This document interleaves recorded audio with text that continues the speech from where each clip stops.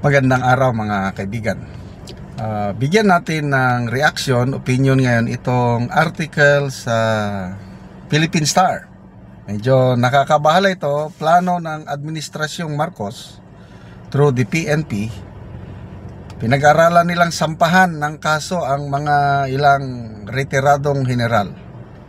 So bakit? Ito. PNP mulls charges versus retired generals. Calling for coup junta. Payag ito ni General Browner.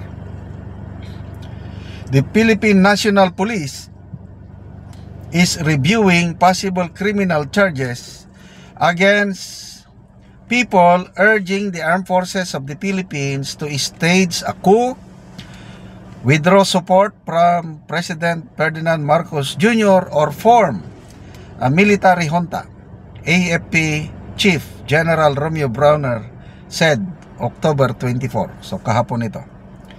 The PNP's Criminal Investigation and Detection Group, CIDG, is studying potential cases against not only retired generals but all individuals urging military intervention, Browner said in a radio interview with DZRH.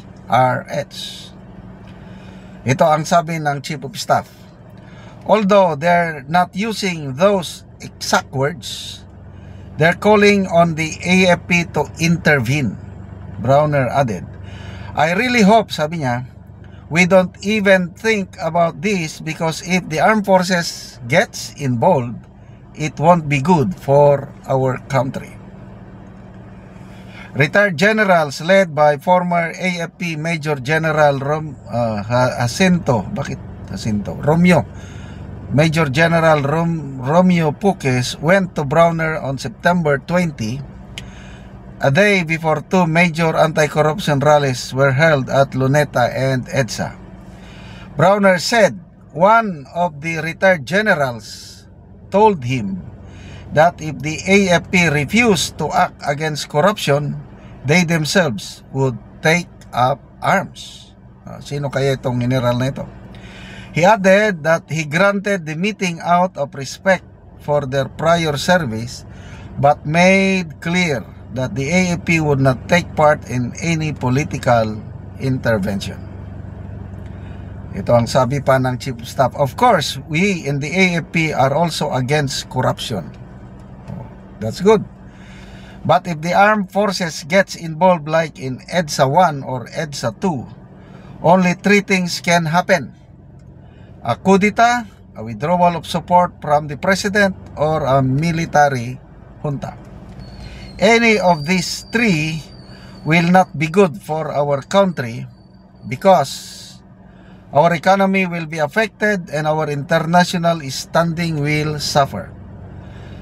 No one will lend us money or they will freeze our assets. Yan ang kanyang payag.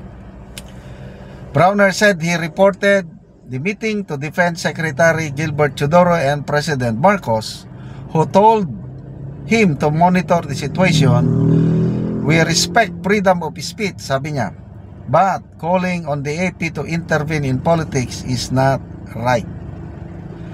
When asked if the retired general's action constitute inciting to sedition, Browner said they are examining the possibility. We're looking at that, studying, sabi niya. Okay, so may nabasa akong post ni Attorney Trixie Angeles. Tingnan ko lang kung ma-open ko . So ito, ang post ni Attorney Trixie Angeles tungkol pa rin itong pagsasampa, posibilidad na pagsampa ng kaso laban sa mga retired generals. Sabi niya, bigo ang AFP sa kanilang pananakot sa mga retirees na i-hostage ang kanilang pension. Mali talaga yun kasi wala namang jurisdiction ang AFP sa mga retirado na, maliban lang sa pag-release ng mga retirement benefits. Pero hindi pa sila tapos. Ngayon naman, inaaral ng PNP CIDG ang posibleng ikakaso This time sa lahat daw ng naghihikayat na makialam ang AFP. Kasama doon mga retirees na pinupuntirya ng AFP. Aminado si Chief of Staff AFP Romeo Browner na hindi man eksakto ang mga salita nga mga pinaiimbestigahan, hindi daw ikabubuti ng bansa ang involvement ng AFP.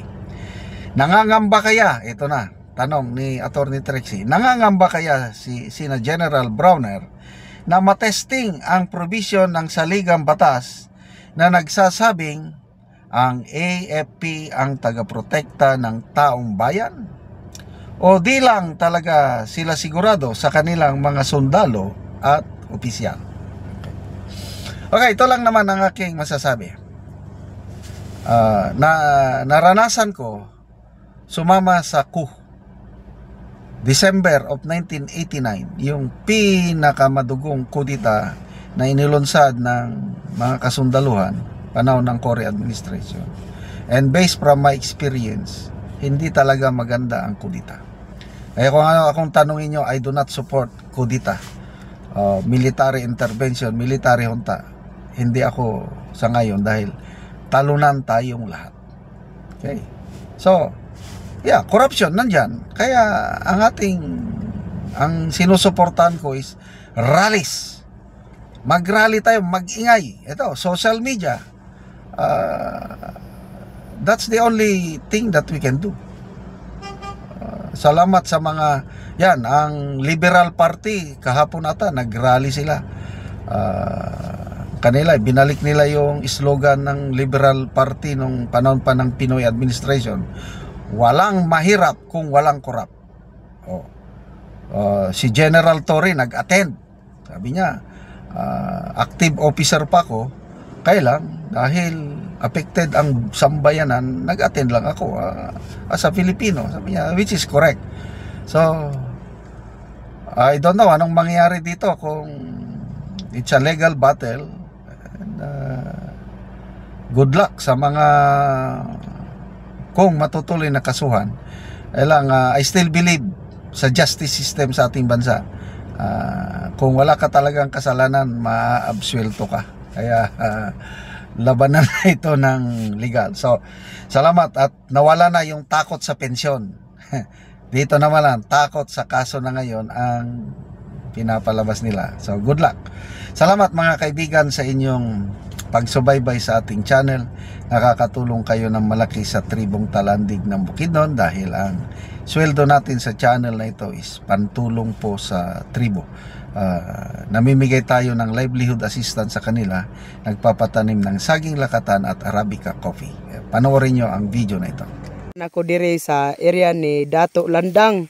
Sumuna ni ang yang kaping yang itanom, sumuna ni ang yang area. So kuani karon nga tao, napulo ka tao ang nagtabang sa pagpananom ni Dato Landang. So muna ni ang giluagon sa bangag sa kitamnan ni Dato Landang sa yang kape.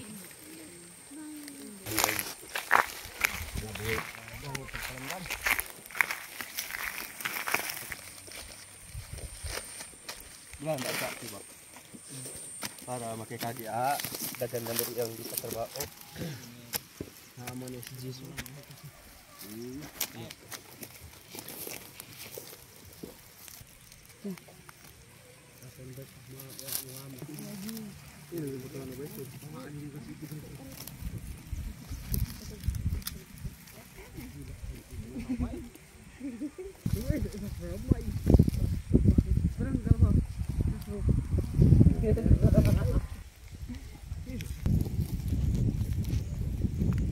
Minta kulain nga kapidong kay. Mawala.